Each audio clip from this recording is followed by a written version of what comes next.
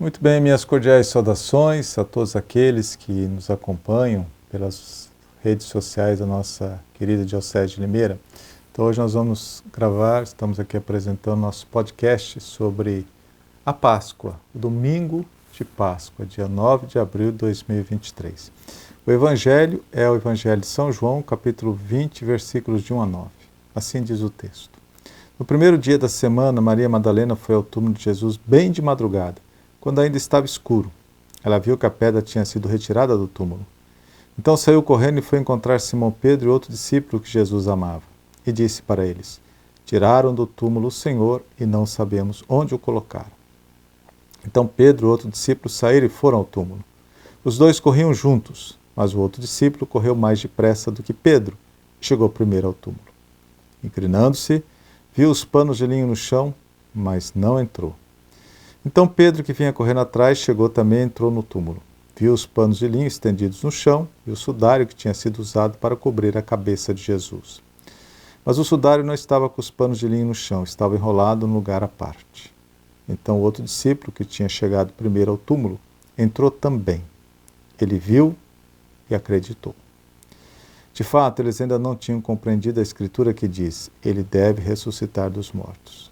Os discípulos então voltaram para casa. Palavra da salvação. Glória a vós, Senhor.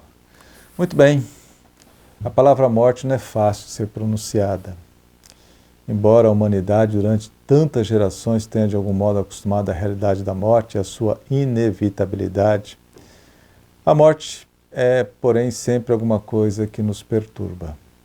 É fato, não nos sentimos confortáveis diante da morte. E com a morte de Jesus não foi diferente. Ela desnorteou os discípulos. Maria Madalena, discípula do Senhor, estava preocupada apenas com a pedra que fechava o túmulo de Jesus. A ressurreição não fazia parte do horizonte dela. Para Madalena, Jesus tinha morrido e ponto final. Ela estava indo ao túmulo no domingo de manhã, bem cedo, de madrugada, fazer a toalete fúnebre de Jesus, que ele não teve direito, porque foi retirado da cruz e imediatamente levado para o sepulcro. E pela tradição judaica se faz a toalete fúnebre, do corpo daquele que falece. Ela queria dar uma sepultura digna a Jesus. Essa era a preocupação dela, apenas essa. Ela procura simplesmente aceitar e assimilar a dura realidade da morte. Também os apóstolos não esperavam a ressurreição. Não acreditaram, inclusive, no testemunho dado pelas mulheres, quando Jesus apareceu e se revelou às mulheres. Como diz o Evangelho de Lucas, capítulo 24, versículo 11. Mas eles acharam que tudo isso era desvario e não acreditaram. Essa incredulidade dos discípulos é considerada pela igreja inclusive como uma das provas da ressurreição do Senhor. Eles não esperavam, eles também ficaram assustados quando viram o ressuscitado. A pedra que fecha o acesso ao túmulo de Jesus tem um valor simbólico, alegórico. Simboliza o limite da vida.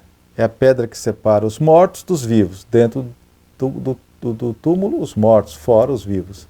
Ao chegar ao sepulcro de Jesus, as mulheres verificaram que a pedra fora removida. A pedra não impede mais a entrada no sepulcro. Por quê? Porque a ressurreição de Jesus destruiu a separação entre a morte e a vida. Não existe mais limite para a vida. É a vida eterna. A vida em Deus, vida divina. A partir deste domingo de Páscoa, os cristãos aprenderam a pronunciar a palavra ressurreição.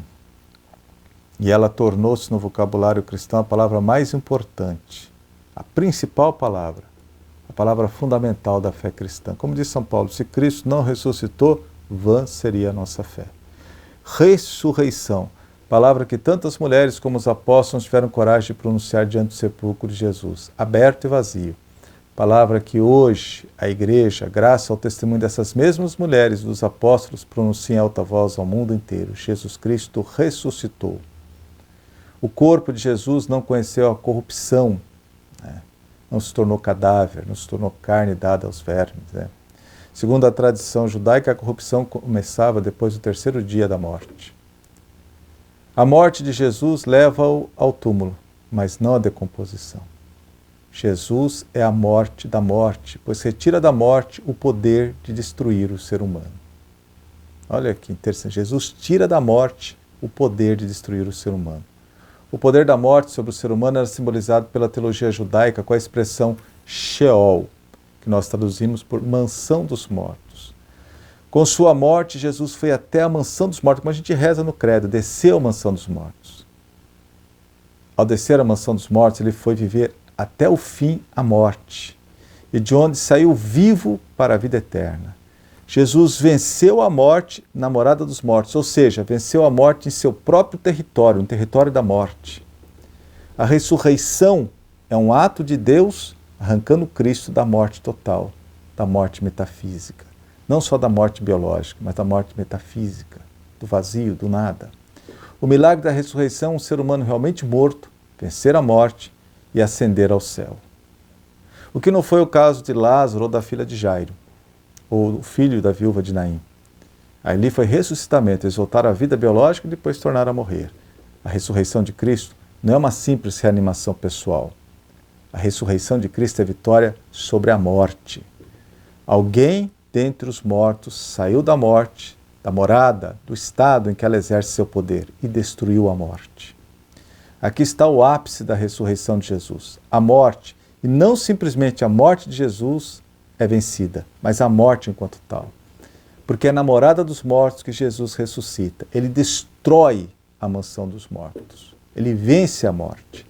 A ressurreição não é simplesmente uma vitória fora da mansão dos mortos, mas uma vitória sobre a mansão dos mortos que é aniquilada, não existe mais. Em Roma existe um belo quadro que parece Cristo saindo da mansão dos mortos, levando todos aqueles que lá estavam, os justos, e subindo ao céu, levando eles consigo. Com a ressurreição de Cristo, a natureza humana é finalmente divinizada. Está junto de Deus. O corpo ressuscitado de Cristo está junto de Deus.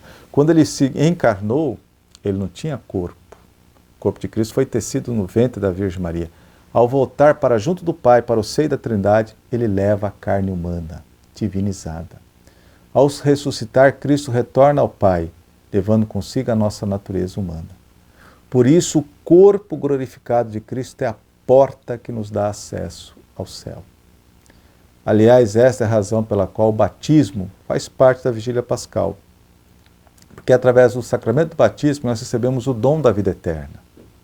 Através do batismo, a ressurreição de Cristo torna-se garantia também de nossa ressurreição. Em comunhão com Ele também ressuscitaremos. Através do batismo somos como que marcados com o selo do Espírito Santo, uma marca que nunca mais sai. Pertencemos a Deus. E também ressuscitaremos como Jesus. Por isso mesmo o cristão não teme a morte, pois Cristo ressuscitado está conosco. Ele vive em nós. Ele é o germe de vida eterna para nós. Ele nos habita. Nele, em Jesus ressuscitado, também venceremos a morte. Uma feliz Páscoa a todos.